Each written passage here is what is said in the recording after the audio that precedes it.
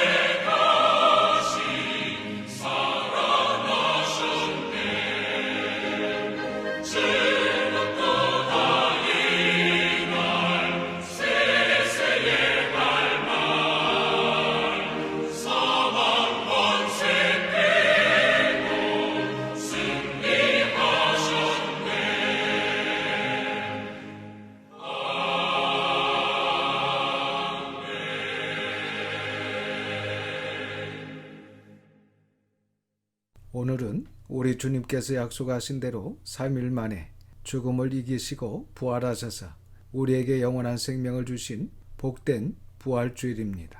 우리 기독교에서 정말 중요한 것은 예수님의 부활입니다. 왜냐하면 성경에서 말씀하시고 또한 기독교가 가지고 있는 모든 진리가 결국 궁극적으로 이 부활로 완성이 되기 때문입니다. 그리고 성경은 분명히 이처럼 우리 예수님께서 부활하심과 같이 우리 성도들도 마지막 날에 다 부활하여 영원한 즐거움에 참여하게 될 것을 말씀하고 있습니다. 그래서 우리는 이 기쁨의 좋은 소식을 우리만 간직하고 기뻐할 것이 아니라 우리 가족들과 친구들과 이웃들에게 이 부활의 기쁜 소식을 전할 수 있기를 바랍니다. 오늘은 계속해서 18절부터 보겠습니다. 18절부터 30절까지는 큰 부자인 관리에 대한 비유가 나옵니다. 18절과 19절입니다. 어떤 관리가 물어 이르되 선한 선생님이여 내가 무엇을 하여야 영생을 얻으리이까? 예수께서 이르시되 네가 어찌하여 나를 선하다 일컫느냐? 하나님 한 분 외에는 선한 이가 없느니라. 여기 관리라는 말은 헬라어로 아르콘이라고 합니다. 아르콘이라고 하는 말은 우두머리, 관리, 왕이라고 번역할 수 있습니다. 그러나 누가복음에서는 관리라고 번역을 했습니다. 그러니까 어떤 지도자 정도가 되는 인물입니다. 그런데 마태복음 19장 16절 이하의 말씀을 보시면 청년이면서 재물이 많은 부자인 것으로 소개하고 있습니다. 그러니까 이 사람은 청년이고 부자이면서 관리였다는 것입니다. 그렇다면 대단한 사람입니다. 아무나 이렇게 하지 못하는데 사유적으로 완벽하게 모든 것을 지닌 사람이었습니다. 그리고 선한 선생님이여 내가 무엇을 하여야 영생을 얻으리까라고 예수님을 선하신 선생님으로 보고 있고, 그리고 다른 부자, 다른 관리, 다른 청년들과는 달리 이 땅에서 잘 살고 성공하는 데 마음이 있는 것이 아니라 젊은 사람이지만 영원한 생명, 영생에 관심을 가지고 있습니다. 그리고 마가복음 10장 17절 말씀을 보면 예수께서 길에 나가실새 한 사람, 이 관리가 달려와서 꿇어 앉아서 물었다는 것입니다. 이 관리는 바리새인들과 그리고 다른 부자들, 다른 사람들과는 달리 참으로 겸손한 사람이었습니다. 무엇 하나 부족함이 없어 보였습니다.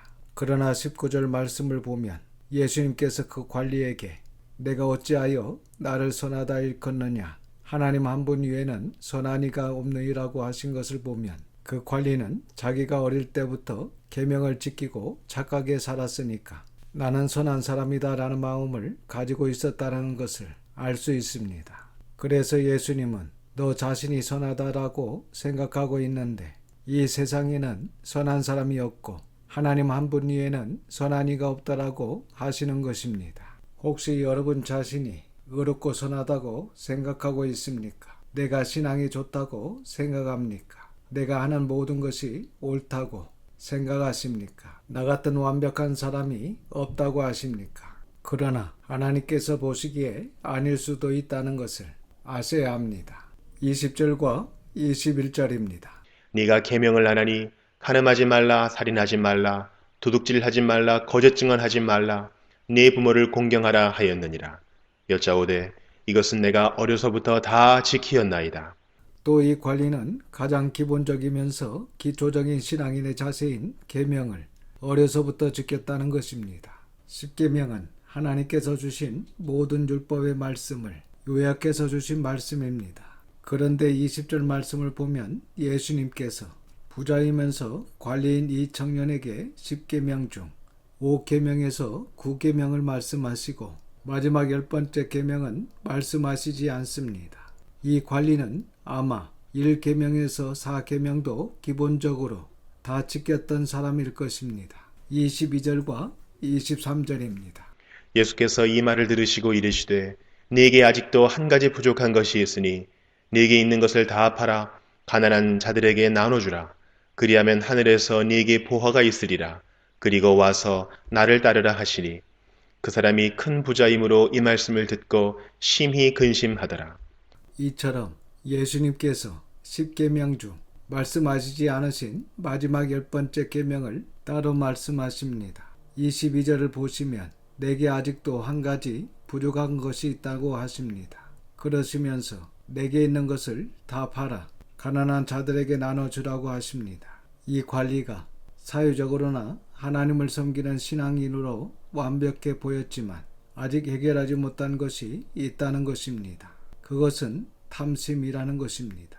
그래서 내게 있는 것을 다 팔아 가난한 자들에게 나눠주라고 하십니다. 하나님께서는 아직도 해결하지 못한 이 한 가지의 것을 해결하시기를 원하십니다. 이 모든 계명을 다 지켰는데도 아직도 해결하지 못한 너의 이 탐심을 버려라고 하십니다. 그리하면 하늘에서 내게 보화가 있을 것이다. 그리고 나 곧 예수님을 따르라고 하십니다. 그러나 23절 말씀을 보면 그 사람이 큰 부자이므로 이 말씀을 듣고 심히 근심하였다는 것입니다. 마태복음 19장 22절에는 그 청년이 재물이 많으므로 이 말씀을 듣고 근심하며 가니라고 말씀하고 있습니다. 마가복음 10장 22절에는 그 사람은 재물이 많은 고로 이 말씀으로 인하여 슬픈 기색을 띠고 근심하며 가니라고 말씀하고 있습니다. 사랑하는 성도 여러분, 여러분이 이 관리라면 어떻게 하겠습니까? 이 관리처럼 슬픈 기색을 띠고 심히 근심하며 예수님을 떠나겠습니까? 아니면 예수님께서 말씀하신 대로 자기의 것을 가난한 자들에게 다 나눠주고 하늘의 보화를 생각하며 예수님을 따르겠습니까? 이 관리가 예수님께 질문한 것은 무엇입니까? 어떻게 하여야 영생을 얻을 수 있겠습니까? 라고 질문을 한 것입니다. 그렇다면 예수님의 말씀대로 순종하고 영생을 얻기 위해서 나의 것을 희생해야 합니다. 그러나 이 관리는 그렇지 않았습니다. 이 관리는 영생을 원하고 있었지만 재산 때문에 심히 근심하며 예수님을 떠나갔습니다. 하나님 앞에서 이 관리는 10번째 계명 탐심이라는 이 한 가지를 해결하지 못했습니다. 여러분은 어떻습니까? 여러분들도 고쳐야 할 것, 하나님께 회개할 것이 있고 치유받고 회복되어야 할 것이 있습니다. 여러분 스스로 알 것입니다. 아무도 모르지만 하나님께서 아시고 여러분 자신이 알고 마귀가 아는 것이 있습니다. 이러한 것들을 하나님 앞에서 해결받아야 합니다. 하나님께서는 여러분의 아주 적은 것 하나까지 해결받기를 원하십니다. 그래서 여러분은 여러분 자신이 고쳐야 할 것이 있다는 것을 그리고 회개해야 할 것이 있다는 것을 다 알고 있을 것입니다. 그래서 회개하고 용서를 받아야 합니다. 예수님의 말씀에 슬픈 기색으로 돌아간 관리처럼 떠나지 말고 숨지 말고 숨기지를 마시길 바랍니다. 그리고 하나님보다 더 좋아하고 사랑하며 우상시하는 모든 것을 버리고 예수님을 따르시기를 바랍니다. 그리하면 여러분에게 하늘의 보화가 있을 것이고 여러분에게 영생이 있을 것입니다. 24절부터 27절입니다. 예수께서 그를 보시고 이르시되 재물이 있는 자는 하나님의 나라에 들어가기가 얼마나 어려운지 낙타가 바늘귀로 들어가는 것이 부자가 하나님의 나라에 들어가는 것보다 쉬우니라 하시니 듣는 자들이 이르되 그런즉 누가 구원을 얻을 수 있나이까? 이르시되 무릇 사람이 할 수 없는 것을 하나님은 하실 수 있느니라. 예수님께서 예수님의 말씀과 지적에 슬픈 기색을 띠고 돌아간 관리를 보시며 제자들에게 말씀을 하십니다. 하나님 나라에 들어가기가 얼마나 어려운지 낙타가 바늘귀로 들어가는 것이 부자가 하나님 나라에 들어가는 것보다 쉽다고 하십니다. 부자이기 때문에 천국에 들어가지 못한다는 말씀이 아니라 부자이기 때문에 그 부를 그 돈을 포기하지 못하고 온전히 하나님을 사랑하며 섬기는 것이 힘들다는 것입니다. 그것을 버리지 못하고 하나님보다 그것들을 더 사랑함으로 영생을 얻지 못한다는 것입니다. 우리도 마찬가지입니다. 우리도 우리가 가지고 있는 것 때문에 하나님을 섬기지 못하고 하나님께 온전히 가지 못한다면 우리도 이 관리와 똑같은 사람입니다. 그래서 이 모습을 보며 예수님과 관리의 대화를 듣고 있던 사람들이 그런즉 누가 구원을 얻을 수 있나이까? 라는 질문을 예수님께 합니다. 그러니까 이 관리 같던 사람이 구원을 얻지 못한다면 우리는 어떻게 구원을 얻을 수 있습니까? 라는 것입니다. 그래서 구원은 무릇 사람이 할 수 없는 것을 하나님은 하실 수 있느니라고 하십니다. 구원은 사람이 할 수 없지만 모든 것을 버리고 내가 우상처럼 생각했던 돈, 명예, 권세, 성공하는 모든 것을 버리고 하나님을 따르면 하나님은 하실 수 있고 구원 얻을 길로 인도하신다는 것입니다.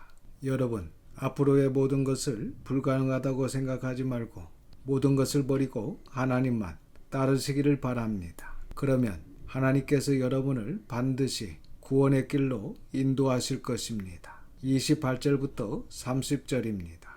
베드로가 여짜오되 보옵소서 우리가 우리의 것을 다 버리고 주를 따랐나이다. 이르시되 내가 진실로 너희에게 이르노니 하나님의 나라를 위하여 집이나 아내나 형제나 부모나 자녀를 버린 자는 현세의 여러 배를 받고 내세의 영생을 받지 못할 자가 없느니라 하시니라. 이 말씀을 듣고 있는 베드로는 자신 있게 우리가 우리 것을 다 버리고 주를 따랐다고 합니다. 사실 베드로와 다른 제자들은 그때 그 당시에는 가지고 있는 것이 별로 없었습니다. 그러나 지금은 우리가 너무나 많은 것을 가지고 있습니다. 없어서는 안 되고 모든 것을 누릴 수 있도록 하는 재물인 돈뿐만 아니라 미디어 등 우리가 필요하다고 하는 것, 우리가 좋아하는 것이 너무나 많이 있습니다. 그래서 우리가 누가복음 14장에서 살펴본 33절에 이와 같이 너희 중에 누구든지 자기의 모든 소유를 버리지 아니하면 능히 내 제자가 되지 못하리라는 말씀처럼 우리의 재물뿐만 아니라 우리의 모든 소유, 우리가 가지고 있는 모든 것을 버리지 아니하면 예수님의 제자가 되지 못한다고 하셨습니다. 그러니까 우리가 하나님께 나가고 하나님을 섬기고 하나님을 예배하고 하나님께 기도하고 하나님의 자녀로 사는데 방해가 되는 모든 것입니다. 그리고 재물만 버리는 것이 아니라 하나님의 나라를 위하여 집이나 형제나 부모나 자녀도 버려야 한다고 하고 있습니다. 그럼 하나님의 나라를 위하여 나의 구원을 위하여 부모와 자녀도 버려야 할까요? 이 말씀은 부모와 형제와 관계를 끊는 것이 아니라 철저한 우선순위를 말씀하시는 것입니다. 내가 가지고 있는 것 때문에, 돈 때문에,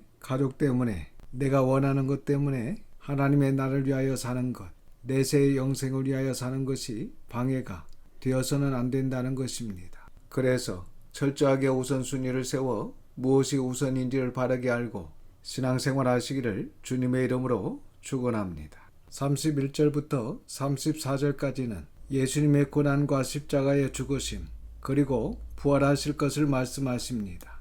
31절부터 34절입니다. 예수께서 12제자를 데리시고 이르시되 보라 우리가 예루살렘으로 올라가노니 선지자들을 통하여 기록된 모든 것이 인자에게 응하리라. 인자가 이방인들에게 넘겨져 희롱을 당하고 능욕을 당하고 침뱉음을 당하겠으며 그들은 채찍질하고 그를 죽일 것이나 그는 3일 만에 살아나리라 하시되 제자들이 이것을 하나도 깨닫지 못하였으니 그 말씀이 감추었으므로 그들이 그 이르신 바를 알지 못하였더라. 이제 예수님께서 12명의 제자를 데리시고 예루살렘으로 올라가십니다. 선지자들을 통해 말씀하시고 기록된 메시아 곧 예수 그리스도에 대한 하나님의 말씀을 이루시기 위해서입니다. 32절, 33절 말씀과 구약의 많은 말씀들을 통해 메시아이신 예수님께서 고난 받으실 것, 십자가에서 죽으실 것, 부활하실 것, 그리고 승천하실 것을 예언하십니다. 예수님께서 유대인들에 의해 이방인 로마 빌라도에게 넘겨져 군인들에게 희롱과 능욕과 침뱉음을 당하시며 고난을 당하셨습니다. 구약에 많은 예언들이 있지만 몇 가지만 찾아본다면 예수님께서 고난 받으실 것은 우리가 잘 아는 이사야 53장과 시편 22편을 보면 자세히 말씀하십니다. 시편 22편 1절과 2절의 말씀을 보면 내 하나님, 내 하나님 어찌 나를 버리셨나이까? 어찌 나를 멀리하여 돕지 아니하시오며 내 신음소리를 듣지 아니하시나이까? 내 하나님, 내가 낮에도 부르짖고 밤에도 잠잠하지 아니하오나 응답하지 아니하시나이다 라고 하십니다. 그리고 예수님께서 다시 살아나실 것, 곧 부활하실 것을 말씀하십니다. 오늘이 주님께서 부활하신 날입니다. 예수님께서 부활하실 것에 대해서는 개역 한글로 시편 16편 10절 말씀을 보시면 이는 내 영혼을 음부에 버리지 아니하시며 썩지 않게 하실 것입니다 라는 말씀을 하십니다.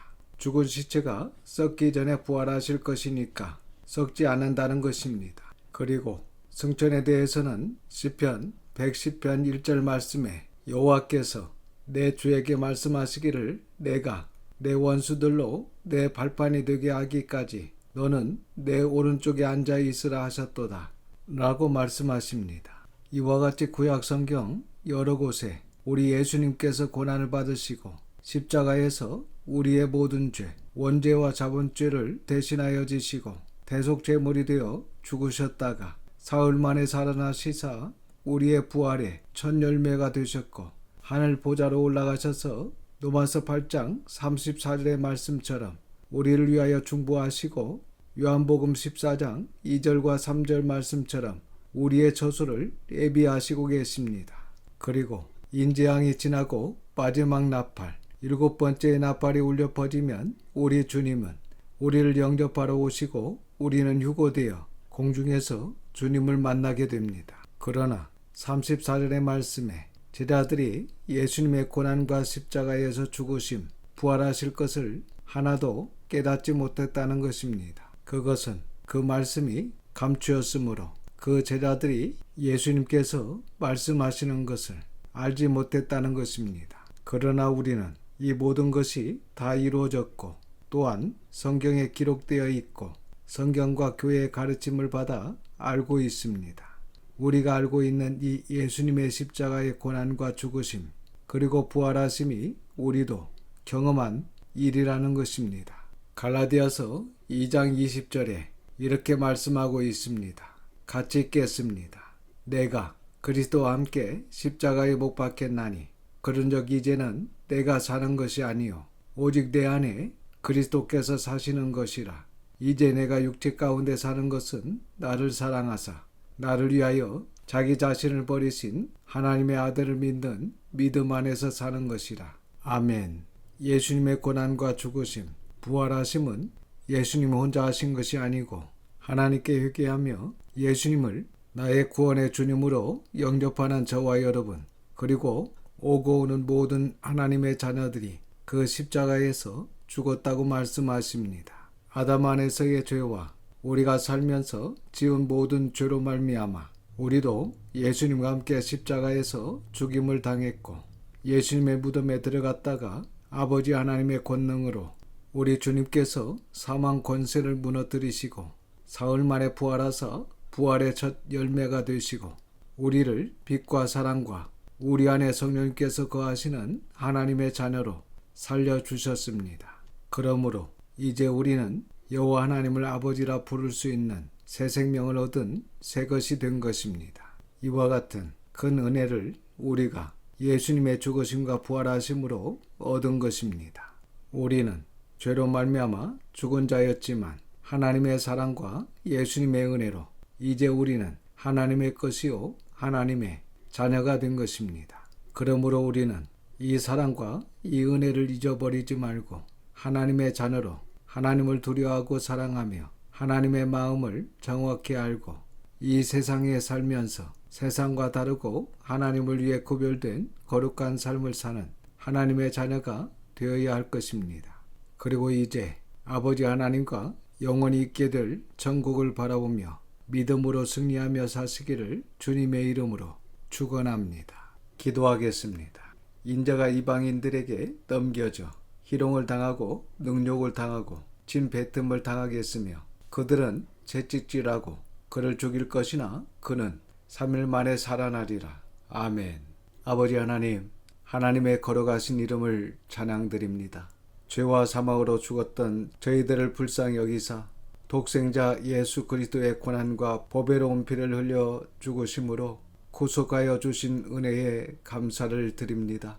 이제 새롭게 새 것이 되고 하나님의 것으로 다시 태어난 우리가 세상과 다르고 하나님을 위해 구별된 거룩한 자로 사는 저희들로 인도하여 주시옵소서. 그리고 주님으로 말미암아 죄사함을 받고 영원한 생명을 얻은 저희들 마음과 뜻과 정성을 다해 주님을 사랑하게 하시고 또한 우리에게 있는 이 큰 기쁨을 모든 사람들에게도 흘려보내며 전할 수 있도록 인도하여 주시옵소서. 모든 것을 감사드리오며 우리에게 영원한 생명을 주신 예수님의 걸어가신 이름으로 기도드립니다. 아멘. 지금은 부활의 첫 열매가 되신 예수 그리스도의 은혜와 아버지 하나님의 비교할 수 없는 그 크신 사랑하심과 성령님의 감화감동 역사 충만 위로하심이 부활하신 예수 그리스도를 나의 주님, 나의 하나님이십니다 라고 고백하며 우리에게 있는 이 부활의 기쁜 소식을 모든 이들에게 전하는 우리 모든 성도들과 자녀와 가정이 함께 하시기를 부활의 주 예수님의 거룩하신 이름으로 축원하옵나이다. 아멘.